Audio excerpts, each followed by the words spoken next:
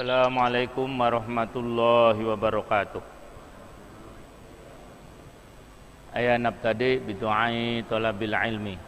Bismillahirrahmanirrahim. Rabbi zidni ilma. Allahumma anfa'ni bima 'allamtani wa 'allimni ma yanfa'uni warzuqni ilma yanfa'uni. Amin. Para ikhwan, kita sampai pada ayat yang ke-14, ke-13, sekarang ke-14 dari surah Al-Hujurat, yang akan membicarakan penyakit manusia. Setelah pada ayat-ayat sebelumnya menjelaskan sifat-sifat yang baik bagi orang yang beriman, dan puncaknya adalah takwa. Kemudian ini akan membicarakan sifat-sifat negatif dari sebagian manusia. Ayat 14. A'udzu billahi minasy syaithanir rajim. Bismillahirrahmanirrahim. Qalatil a'rabu amanna qul lam tu'minu walakin qulu aslamna walamma yadkhulil imanu fi qulubikum wa in tuti'ullaha wa rasulahu la yalitkum min a'malikum syai'a innallaha ghafurur rahim. Innamal mu'minuna alladzina amanu billahi wa rasulihi thumma lam yartabu. Tafkhimnya ditambahkan ya, yaur. Nah, jangan yar tabu, beda ya. Jadi summa lam yaurtab, summa lam yaurtabu wajahadu bi amwalihim wa anfusihim fi sabilillah ulaika humus shadiqun. Qalatil a'rabu, berkatalah orang-orang Arab dusun, amanna, kami beriman. Qul, katakanlah, lam tu'minu, kalian belum beriman. Ini tadi yang saya katakan penyakit manusia. Nanti coba kita urai. Walakin qulu, tetapi katakanlah, oleh kalian, fa'ilnya wawu, domirnya antum, karena ini fi'il amr, ya itu. Domirnya hanya 6, ya itu. Qulu, katakanlah oleh kalian. Kalau dalam ilmu iqlal asalnya uqbulu. Aslamna, kami telah Islam. Walamma yadkhulil iman, dan belum masuk. Lama ketika bertemu dengan fi'il mudhari' itu artinya belum. Kalau bertemu dengan fi'il madhi artinya ketika. Lama akaltu, ketika saya makan, dakhala Ustadz Sobarudin fi baiti.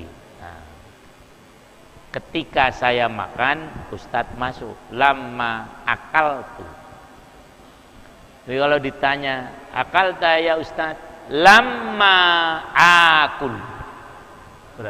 Nah, saya belum makan.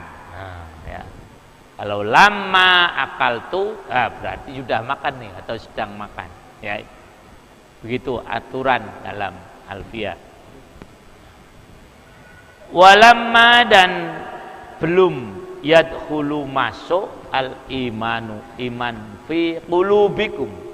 Teguran sangat mendalam tetapi halus sekali. Belum masuk iman. Hasilkan begini aja dia, oh kamu belum iman, lam yu'min, gitu kan cukup sebetulnya. Tapi Allah nyatakan, oh, lam yadkhulil iman fi qulubikum. Wa in tuti'ullah, dan jika kalian mentaati Allah, wa rasulahu, dan utusannya, la yalitkum, tidaklah ia akan mengurangi pada kalian min a'malikum, dari amal kalian, syai'an, sesuatu pun, sedikit pun. Innallaha, sesungguhnya Allah, ghafurun, maha pengampun, rahimun, maha penyayang. Ada dua istilah Arab ini, satu al-Arab, dua a'rab. Jauh bedanya. Jadi kalau al-Arab itu bangsa Arab, kalau al-A'rab itu Arab Badui, Arab dusun. Nah, kadang-kadang orang yang benci kepada orang Arab, ini dipakai dalil. Al-A'rabu asaddu kufra wa nifaqon. Orang-orang Arab itu sangat kafir dan sangat munafik. Atau ini tadi dan seterusnya. Padahal kalau itu yang digunakan, Masya Allah, berarti Rasulullah sangat kafir karena Rasul orang Arab. Abu Bakar sangat munafik karena beliau orang Arab. Nah, ini sering kalau ada saking bencinya pada orang Arab. Padahal beda. Jadi kalau Arab itu sekali lagi Arab dusun, Arab Badui yang belum mengenal peradaban, yang belum mengenal kesopanan, yang belum mengenal peribahasa halus, yang kemarin memanggil-manggil Rasulullah yang diingatkan pada ayat yang sebelumnya. Nah, jangan kamu jadikan panggilan kepada Rasulullah itu sebagai panggilan seperti orang lain.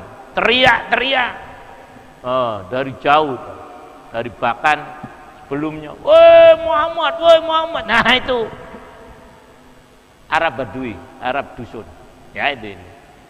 Nah, jadi penyakit manusia ini nanti ada dua. Yang pertama adalah dia itu merasa, yang pertama membanggakan diri, bangga, ya itu ini. Nah nanti yang kedua merasa berjasa. Jadi, nah orang-orang Arab Badui ini ketika masuk Islam mengatakan kami beriman. Allah menyatakan, jawab, kalian belum beriman. Loh. Dari sinilah kemudian dijadikan sebagai dasar Ahlus Sunnah wal Jamaah al-farqu bainal iman wal Islam. Jadi iman dan Islam itu beda. Lebih tinggi mana? Lebih tinggi iman. Banyak orang-orang yang sudah Islam tapi belum iman. Makanya mengatakan Walakin qulu aslamna walamma yadkhulul imanu fi qulubikum. Tapi katakanlah begini saja, jangan merasa sudah hebat. Ya itu nih yang tadi kena penyakit tadi. Bangga kami belum. Ya itu. Kalian ini masih Islam. Sementara iman belum masuk ke dalam hati kalian. Nah, apa benar? Banyak sekarang saja. Orang-orang yang Islam seakan-akan begitu, mengesankan hidupnya Islami, dia sholat 5 waktu, berpuasa bulan Ramadan, naik haji berkali-kali, tetapi korupsi ini jelas belum beriman. Karena dia merasa tidak diawasi oleh Allah Subhanahu wa taala. Kalau sekarang itu contohnya semacam itu. Koruptor itu jelas mereka itu belum beriman. Baru Islam. Atau merasa iman, tapi ketika ada panggilan jihad untuk menegakkan syariat, nanti dulu tidak mau rekoso. Padahal Allah menyatakan hasiban nasu ayyusraku ayyaqulu amanna wa hum la yuftanun. Apakah kalian menyangka bahwa mereka tidak akan, apakah manusia menyangka mereka akan dibiarkan oleh Allah mengatakan beriman? Padahal mereka itu belum dicoba oleh Allah Subhanahu wa taala. Nah, inilah para ikhwan semuanya. Jadi agar manusia menyadari, jangan sok lah. Ya itu. Nah, jadi orang-orang Arab Badui yang tadi merasa sudah iman, belum, kamu baru Islam. Dan masih banyak lagi contoh-contoh orang-orang yang mengaku iman, tapi ketika diajak untuk menderita dalam beribadah, mereka lari. Nah, ya itu ini. Kemudian Allah menyatakan, pada selanjutnya, wa in tuti'ullaha wa rasulahu la yalitkum min a'malikum syai'an. Apabila kalian mentaati Allah dan Rasulnya, dia tidak akan mengurangi amal kalian sedikit pun. Nah, dengan ini kalimat ini terang, Allah memberikan bimbingan kepada manusia agar mengukur ucapannya dengan tindakannya. Pertama diingatkan, jangan membanggakan diri. Cukup katakan apa adanya. Kemudian yang kedua, Allah menyatakan pada kalimat ini agar lebih menekankan kepada pengamalan. Nah, makanya Allah menyatakan, wa in tuti'ullaha wa rasulahu la yalitkum min a'malikum syai'a. Jadi amal bukan hanya pengakuan semata-mata. Amalnya bagaimana? Taat pada Allah, taat pada Rasulullah. Nah, ditutup ayat ini dengan dua sifat Allah, Ghafurun. Artinya ya sudahlah, kalau kamu memang kemarin mengaku begitu, sekarang menyadari, diampuni oleh Allah Subhanahu wa taala. Tapi juga kasih sayang. Nanti kalau Allah kasih sayang, kalau kalian memang benar-benar menyadari, nanti dengan kasih sayang Allah kalian akan menjadi orang yang beriman dengan sebenar-benarnya. Maka iman bukan hanya tamani, angan-angan, tetapi memang aplikasi. Ya, bagaimana disebutkan pada ayat yang lain di surah Al-Baqarah. Nah, sekarang Ukur. Sekarang Allah suruh ngukur. Ya ini.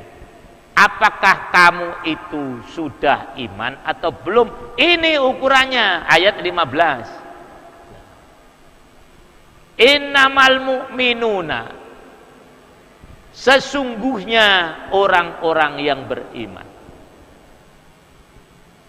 hanyalah ada datul hasrnya, alladzina amanu billah, orang-orang yang beriman kepada Allah, wa rasulihi, dan utusannya, tsumma lam yartabu, kemudian mereka tidak ragu-ragu,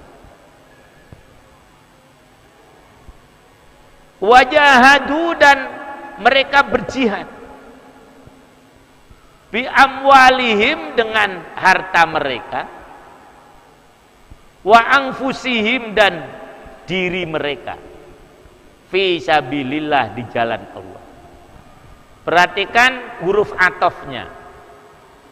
Yang pertama summa, yang kedua wa.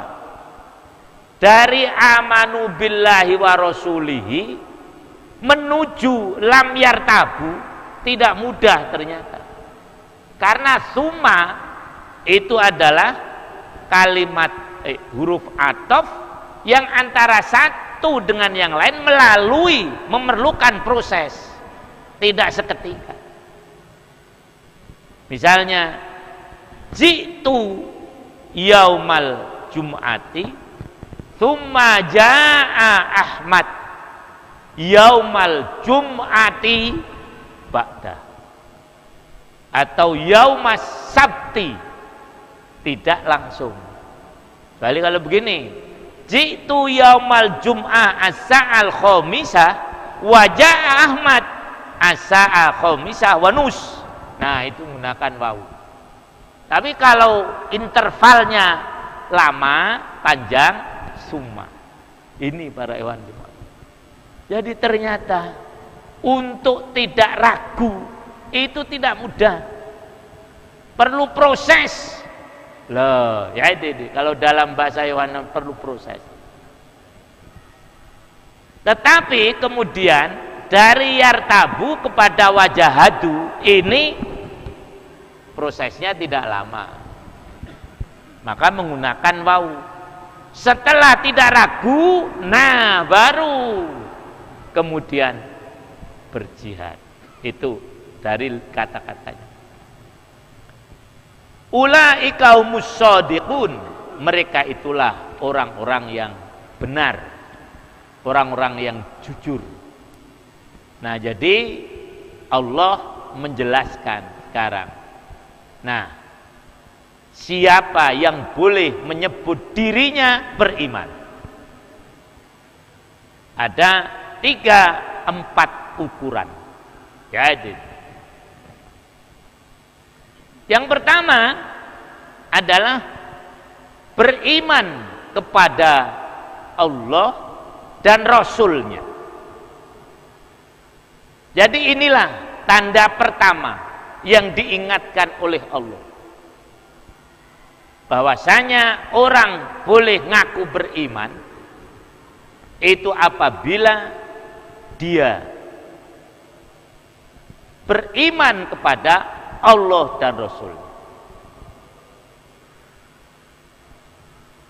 Memang para ikhwan semuanya, banyak orang yang ini penyadaran iman kepada Allah dan Rasulnya. Pertama jelas iman kepada Allah, bahasanya Allah ini ada dengan segala konsekuensinya. Nah, kadang-kadang kita meniadakan Allah. Kalau Nietzsche pernah mengatakan God is dead, Tuhan sudah mati, jangan-jangan kita pun juga begitu, menganggap Allah tidak ada, sehingga kita melakukan maksiat di mana-mana, dikira Allah tidak melihat. Nah, hampir sama. Itu iman pada Allah, iman kepada Rasul. juga dengan berbagai macam konsekuensinya. Bagaimana perjuangan para rasul untuk menegakkan iman. Kita tahu bagaimana Nabi Nuh alaihissalam 950 tahun beliau menjadi rasul. Akhirnya apa? Terkatung-katung di lautan. Loh. Nabi Ibrahim dibakar. Ini keimanan kita kepada para nabi sampai segitu. Nabi Ayub sampai dipencilkan oleh kaumnya, bahkan istrinya. Lah itu para hewan semua. Jadi akhirnya kita merasa, oh ternyata kita belum beriman toh. Nah, ya itu. Islam ya. Itu dalam kerangka keimanan kepada Rasul sampai semacam itu. Iman percaya dengan konsekuensi yang dibawa oleh para Rasul. Mengimani kehidupannya. Rasulullah Sallallahu Alaihi Wasallam sendiri 8 tahun beliau menderita di Madinah yang sebelumnya penuh dengan cobaan di Makkah. Dalam proses waktu yang cukup panjang 23 tahun. Inilah keimanan kepada Rasul semacam itu. Jadi kalau iman itu juga iman dengan perjuangannya. Kadang-kadang kita, ya saya iman pada Rasul, tidak saya percaya. Tetapi perilakunya tidak kita imani. Ya tadi meniru, kemudian menghayati, mengamalkan. Nabi Musa harus lari dari Mesir ke bumi Madian 10 tahun. Nah kalau begini akhirnya, oh ya, merasa diri saya belum beriman loh ternyata. Nggak usah dikatakan qul lam tu'minu, harusnya begitu. Oh, saya belum beriman. Saya ini baru Islam. Iman saya kepada Rasul baru lip service, apa istilahnya? Bukan lipstick, pulang. Lip service. Nah itu para. Nah kita menyadari, ya Allah, ternyata memang berat toh iman itu. Ini baru tadi innamal mu'minuna alladzina amanu billahi wa rasulihi. Nah kemudian malam yartabu, kemudian dia tidak ragu sama sekali dengan apa yang dia imani dengan segala konsekuensinya itu tadi. Setelah tadi dengan konsekuensi tadi dia tidak ragu, insya Allah pada proses selanjutnya berjuang berjihad akan lebih mudah. Kenapa orang berat berjihad di jalan Allah, baik dengan harta maupun jiwa? Karena memang masih ragu-ragu, imannya itu belum mantap.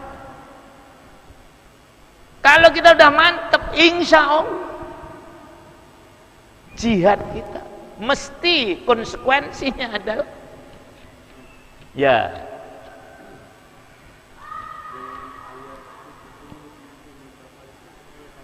ini relevansinya, ini masuk Islam secara keseluruhan semacam itu. Ya itu. Nah, ya itu. Ya dengan keimanan semacam ini. Jangan separuh-paruh, tidak setengah-setengah. Ya itu. Termasuk keimanan tadi. Ya itu. Kemudian berjihad dengan harta dan jiwa di jalan Allah Subhanahu wa taala. Jadi para ikhwan, kenapa kita masih berat untuk berjihad di jalan Allah? Karena tadi tidak mengatakanlah saya ini benar-benar iman kok kepada Allah, saya benar-benar iman kok kepada Rasulullah. Nggak usah ngomong begitulah, kasar saya. Dilihat saja bagaimana jihadnya. Kalau memang walaupun dia tidak mengucapkan begitu, tapi kemudian jihadnya terwujud, ya mesti dia itu iman pada Allah dan iman pada Rasulullah Shallallahu Alaihi Wasallam. Nah, itulah para ikhwan semua. Baru kemudian Allah menyatakan, ulaika humus shodiqun, itulah orang-orang yang benar pengakuannya, ucapan yang dia ucapkan sama dengan apa yang diamalkan. Jadi dengan ayat ini maka kita pertama akan hilang segala keraguan hati.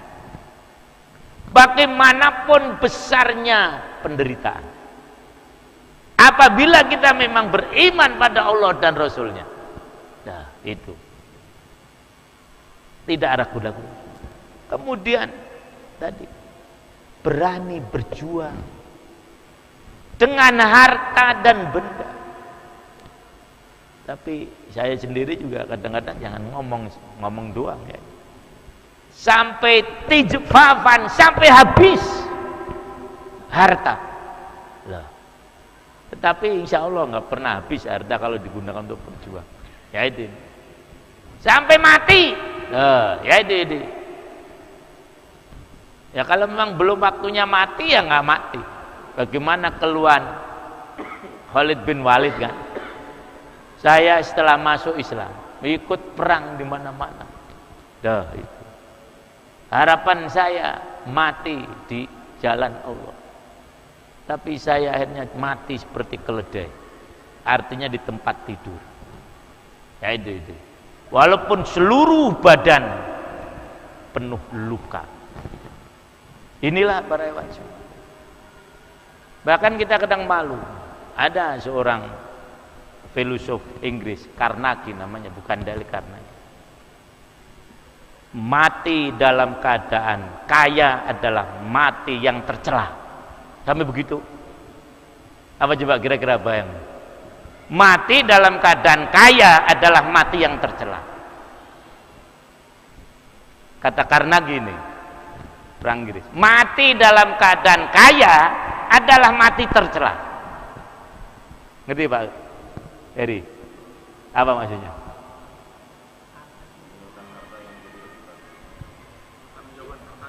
Ya begini, kalau mati, matilah dalam keadaan miskin, tidak punya harta. Hartanya sudah diinfakkan semuanya, dia mati dalam keadaan apa? Miskin. Sampai semacam itu. Bahkan banyak volunteer-volunteer dari barat yang kemudian menghibahkan, walaupun dia tidak mukmin kan, tidak beriman. Tapi kata kita kan,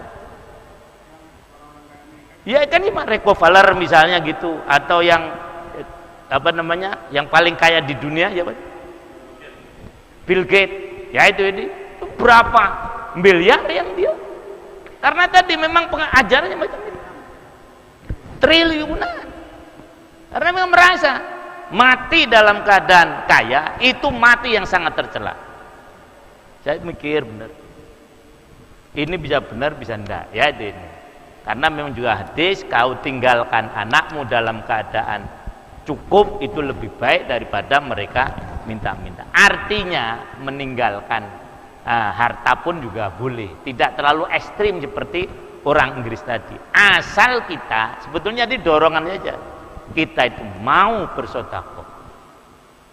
Ya seperti Salahuddin Al-Ayyubi, panglima yang begitu dahsyat dan hebat, meninggal kain kafannya yang ngutang, coba bayangkan itu, baru dibayar oleh keluarga nanti beberapa setelah beliau meninggal. Inilah para hewan semua. Nah jadi itulah ya, berjihad di jalan Allah dengan harta dan jiwa, baru boleh mengatakan orang yang beriman. Ulaika humus shodiqun, Mereka itulah orang-orang yang ini bisa dibayangkan. Jadi aura ayat ini sekarang saja kita bisa rasakan. Ini waktu itu yang menyampaikan Rasulullah sendiri, bayangkan. Kayak apa pengaruhnya di kalangan para sahabat. Loh, ya itu. Bagaimana mereka bukan generasi yang terbaik? Nah, yang menyampaikan Rasulullah sendiri yang menerima wahyu. Mungkin juga belum menjelaskan sejelas-jelasnya. Sehingga memang ya itulah generasi yang mungkin tidak bisa kita tiru. Oleh karena itu para ikhwan semuanya, sekali lagi mari kita hindarkan tadi penyakit yang pertama, yaitu kita sering merasa bangga dengan apa yang kita amalkan, padahal realitanya belum apa-apa. Sehingga kita ditegur oleh Allah dengan dua ayat ini. Nah, kemudian insya Allah nanti yang kedua adalah setelah bangga merasa berjasa. Tuh, ya itu. Itulah yang Allah jelaskan, yang Allah sampaikan nanti sebagai penutup dari surah Al-Hujurat ini. Nah, bagaimana tentang penjelasannya insya Allah akan kita kaji besok pagi, mudah-mudahan ada waktu ya, atau waktu yang lain. Demikian, mudah-mudahan sekali lagi Al-Quran selalu menyinari kehidupan kita semuanya ya. Akhirnya para ikhwan semuanya mari kita akhiri kajian kita ini dengan bersama-sama baca doa kafaratul majelis. Bismillahirrahmanirrahim. Subhanakallahumma wa bihamdik asyhadu an la ilaha illa anta astaghfiruka wa atubu ilaik.